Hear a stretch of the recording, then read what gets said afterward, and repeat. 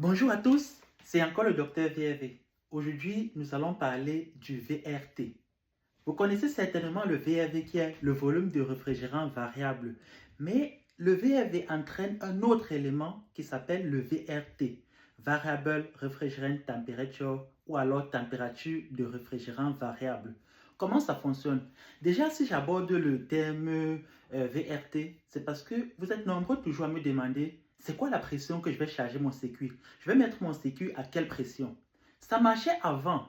Lorsque c'était un système non inverteur, je pourrais vous répondre facilement. On prend un exemple simple. On avait notre compresseur, notre condenseur, notre détendeur et notre évaporateur.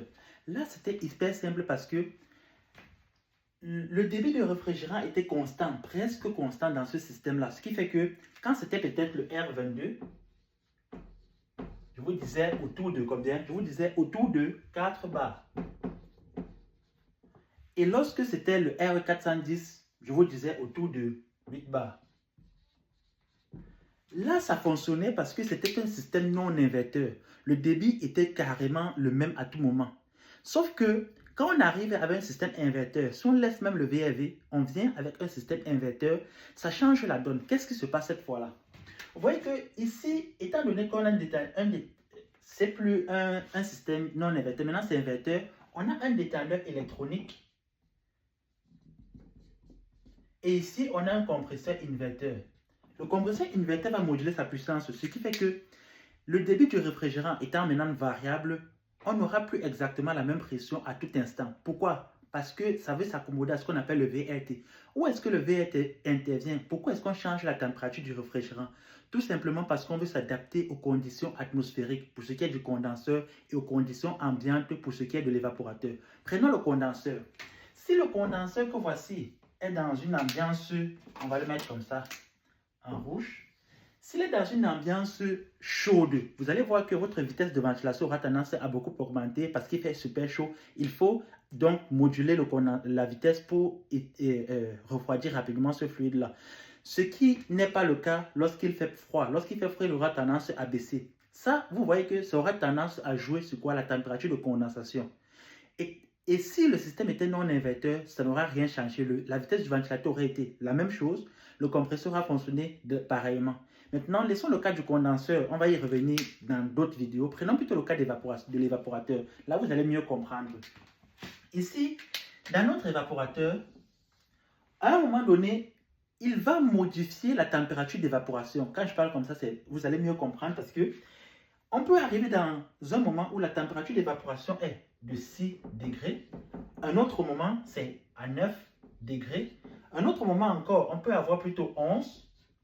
Et on peut même aller jusqu'à 13 degrés C. Vous voyez que la température d'évaporation varie. Pourquoi ça varie? Ça varie parce que si vous venez de mettre votre installation en marche et il fait peut-être 28 degrés dans la pièce où vous l'avez mis en marche et que vous voulez atteindre, je ne sais pas quoi, disons 16 degrés. Vous voyez que l'écart est grand, il est considérable, il est conséquent. Votre climatiseur va fonctionner à fond. Il va baisser la température d'évaporation au minimum, disons à 6 degrés, pour pouvoir vaincre la charge thermique qui est importante dans votre local.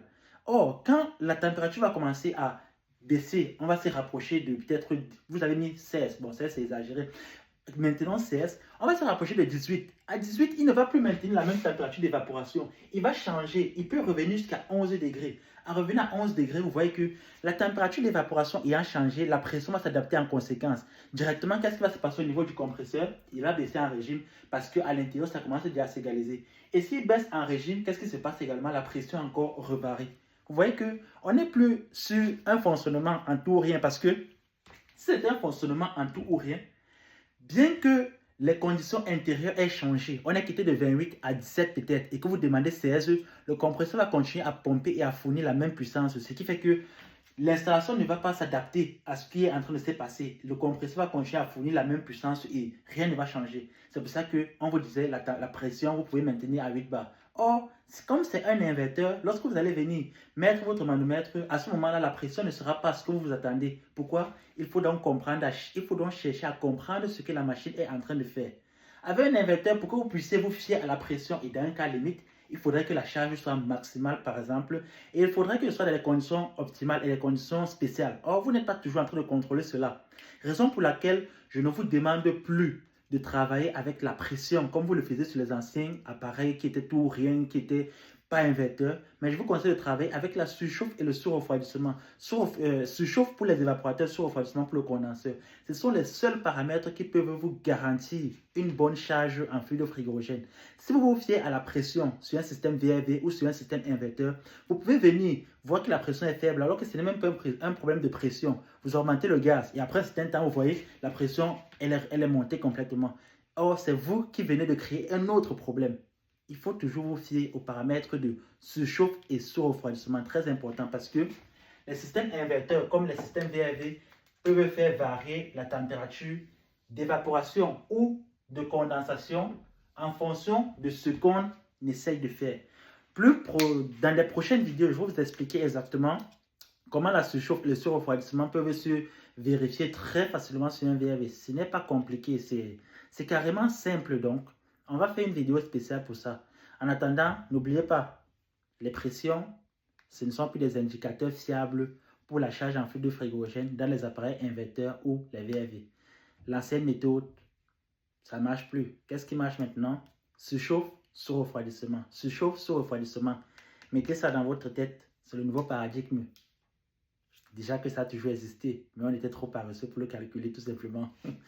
C'était le docteur VRV. N'oubliez pas de partager, de liker et surtout, posez vos questions en commentaire. Je réponds à toutes les questions comme vous le savez. C'était le docteur VRV. Seul, on est fort. Ensemble, on est invincible.